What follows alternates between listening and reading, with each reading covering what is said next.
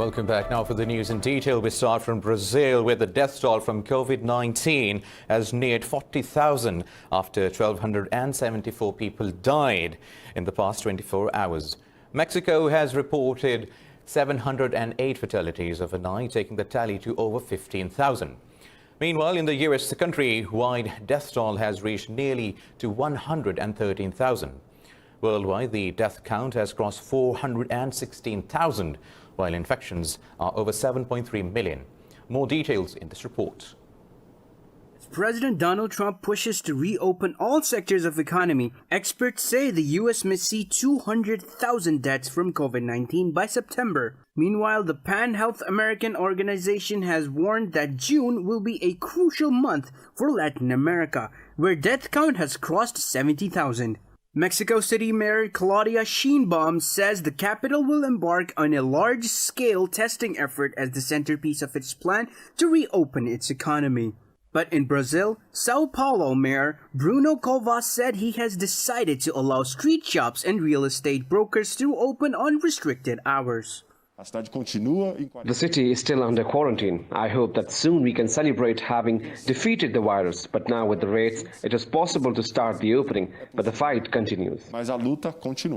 Europe is set to reopen its border as the Organization for Economic Cooperation and Development warns the Eurozone's GDP is expected to plunge 11.5%. Austria too will partially open up its borders beginning on June 16th, while Greece will allow tourists to fly to Athens from June 15th. Meanwhile, France has announced to end special government powers brought in to deal with the pandemic on July 10th. We see well that today's health conditions are extremely different from what we have lived through in March or even from May 11. It's these health conditions that have evolved that have led the government today to announce the end of the state of health emergency.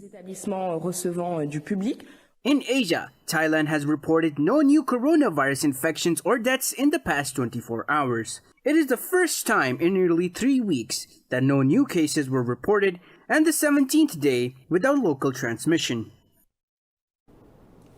Meanwhile, Pakistan has recorded its highest single-day surge in COVID-19 cases as nearly 6,000 people tested positive, increasing the tally to over 119,000. The Health Ministry says 101 people died due to the virus in the past 24 hours, raising the toll to 2,356.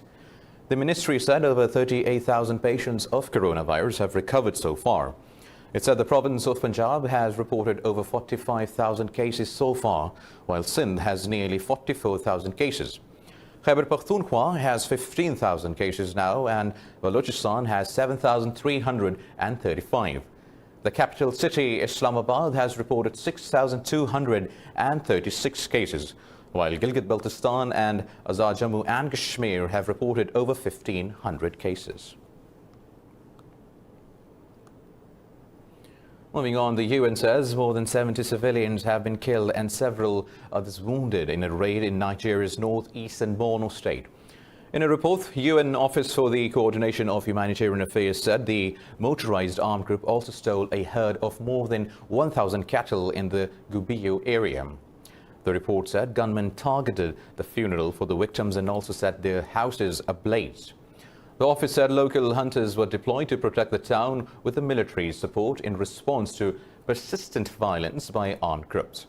It said the latest attacks are the deadliest in Borno since July 2019. No group has claimed responsibility for the bloodshed, but militant groups of Boko Haram and ISIS are active in the region. The Libyan army says it has gained control of the main supply line being used by Khalifa Haftar-led Eastern Army. The capture comes after the army regained control of Tripoli from Haftar's forces. In a statement, the army said it now controls a 350-kilometer-long supply line that connects southern and western Libya. The statement said Libyan Prime Minister Fayez al-Sarraj met military commanders in Tripoli and in the country's north and center. It said al-Sarraj reviewed military operations against Haftar and other projects in the process in Tripoli. Earlier, Haftar's National Army claimed to have destroyed GNA's operation room in Misrata in an airstrike. The LNA's strikes came amid Haftar's proposal for a ceasefire during a meeting with Egypt's president this week. The UN says Libya's warring sides are fully engaged in military talks aimed at ending the fighting in the country. The UN mission in Libya called the virtual meeting of Joint Military Commission productive. The mission said it held a meeting with Eastern Army on June 3 as well as one with the Libyan government delegation on Tuesday.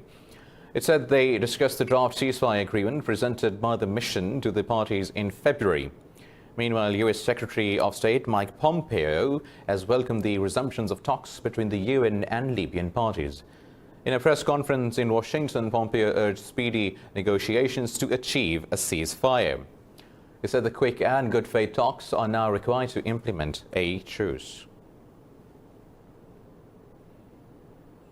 Now, Ethiopia's parliament has allowed Prime Minister Abiy Ahmed to stay in office beyond his mandate after August elections were postponed due to COVID-19. The parliament voted with 114 in favour, 4 against and 1 abstention for the approval. The House of Federation has also approved to extend the term of all assemblies until health institutions say the threat from coronavirus is over. Lawmakers have yet not decided when to hold the new elections. A Katyusha rocket has landed inside Baghdad's heavily fortified Green Zone. Witnesses say they heard a loud blast followed by sirens from the US Embassy in the zone. The rocket was reportedly launched from nearby Al-Shah International Stadium in Baghdad. A military statement confirmed the attack. No one has claimed responsibility for the attack yet. The rocket attack comes ahead of strategic dialogue between the US and Iraq scheduled to begin today. U.S. Under Secretary David Hale will lead the discussion with the representatives from the Department of Defense, Treasury, Energy and other agencies.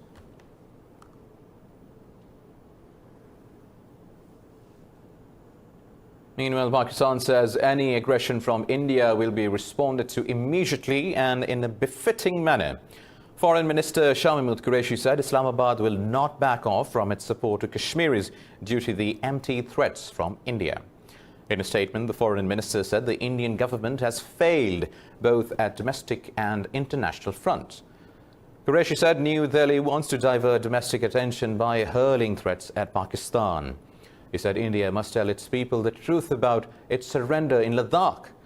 Qureshi said none of its South Asian neighbors is happy with India's regional policies. Still on India, which has turned down a travel request for members of a US government panel seeking to review its religious freedom.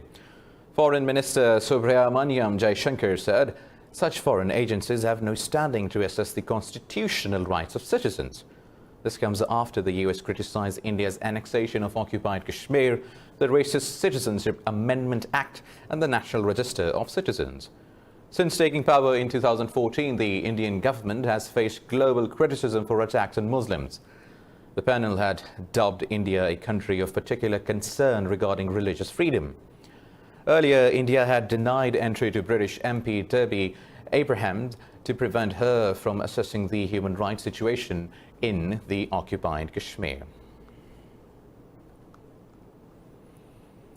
Nepal's parliament is set to vote at the weekend on a new map of its border with India. The move underlines the Himalayan nation's determination to press its case in a land dispute that has strained ties with New Delhi. In May, Nepal published the revised map showing this sliver of land on its northwest tip as its territory. India rejected the map as it controls the area and says the land belongs to it. The government has tabled a new map in Parliament seeking to amend the constitution and remove the old version. A parliamentary official said a House meeting is scheduled for Saturday when the amendment will be put to vote. Earlier, Nepal's Prime Minister KP Sharma Oli said he has sought talks with India to seek to resolve the dispute over the small stretch of land.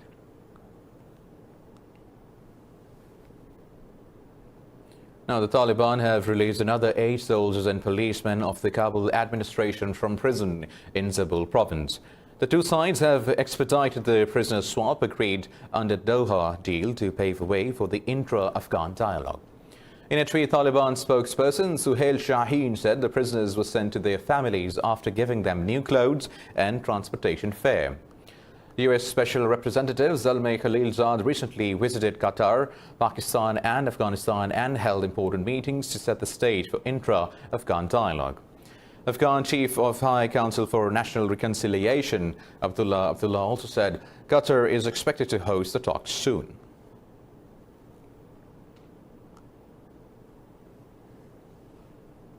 The US CENTCOM commander, General Kenneth McKenzie, says he cannot recommend a full withdrawal of troops from Afghanistan. In a video conference, General McKenzie said the Taliban will have to demonstrate they no longer support al-Qaeda forces in Afghanistan. General McKenzie said the Taliban are yet to fulfill their obligations under the peace pact with the US. He said the threat to the United States is not the Taliban, but the entities they allow to live in Afghanistan. The US is currently on track to reduce troops to 8,600 by next month if conditions under the peace pact are met by the Taliban. Last week, a UN report accused the Taliban of maintaining ties with the al-Qaeda despite assurances to the contrary.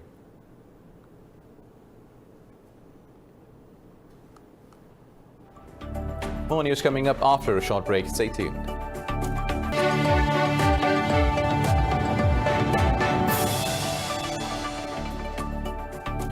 As largely peaceful demonstrations continue across dozens of US cities on the 16th consecutive day in the aftermath of George Floyd's custodial death.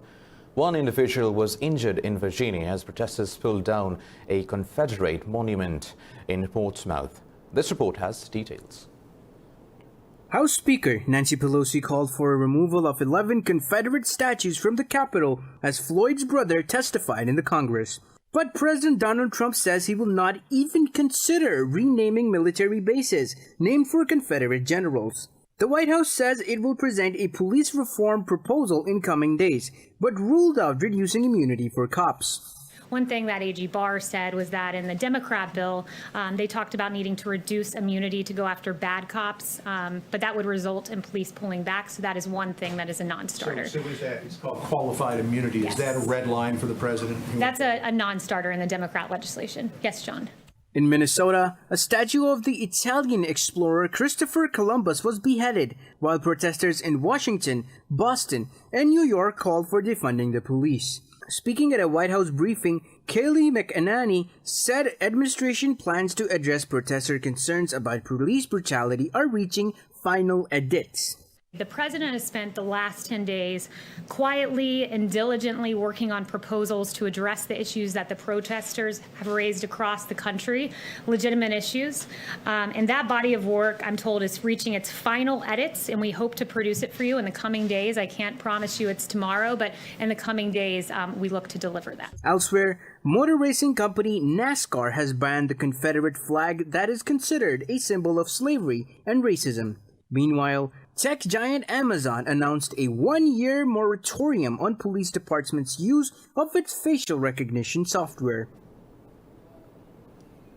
Meanwhile, a Norwegian court has sentenced a gunman to 21 years in prison for opening fire at a mosque and killing his stepsister. Last year in August, Philip Manshaus opened fire at the Al-Nur Islamic Center in Bærum, at west of the capital Oslo. Manshaus fired several shots in the mosque, but nobody was seriously hurt as he was overpowered before police arrived. Police found Manshaus was inspired by Brenton Tarrant, who was accused of deadly attacks on 2 mosques in New Zealand in 2019.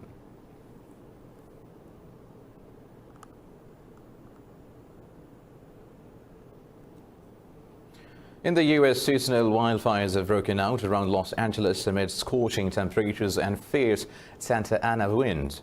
Los Angeles Fire Department said about 200 firefighters and 4 water-dropping helicopters are fighting the blaze. Officials say the rescue services have contained 25% of the fire near the famed Getty Center Museum. Authorities said firefighters put out 2 other fires in Ventura in the north of Los Angeles. The so-called Elizabeth fire scorched 50 acres of land, while another fire in Thousand Oaks area was quickly extinguished.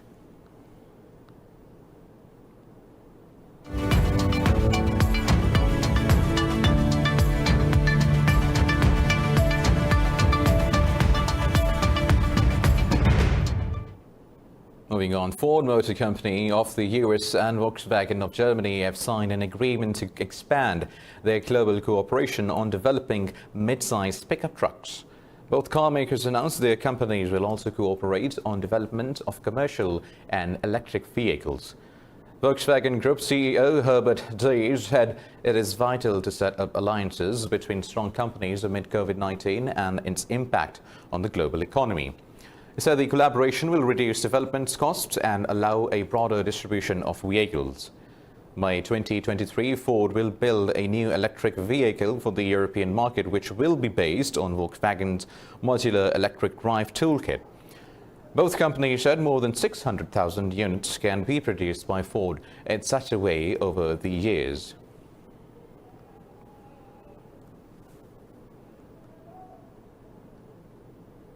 European stock markets have plummeted as investors digest the US Federal Reserve's latest outlook on the economy.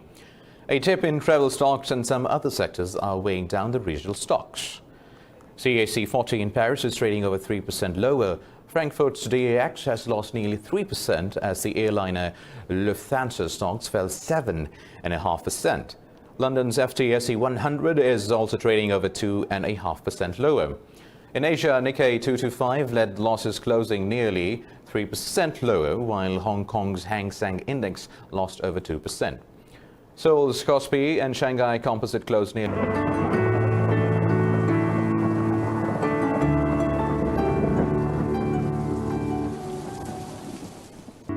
Let's have a view of the weather updates around the globe.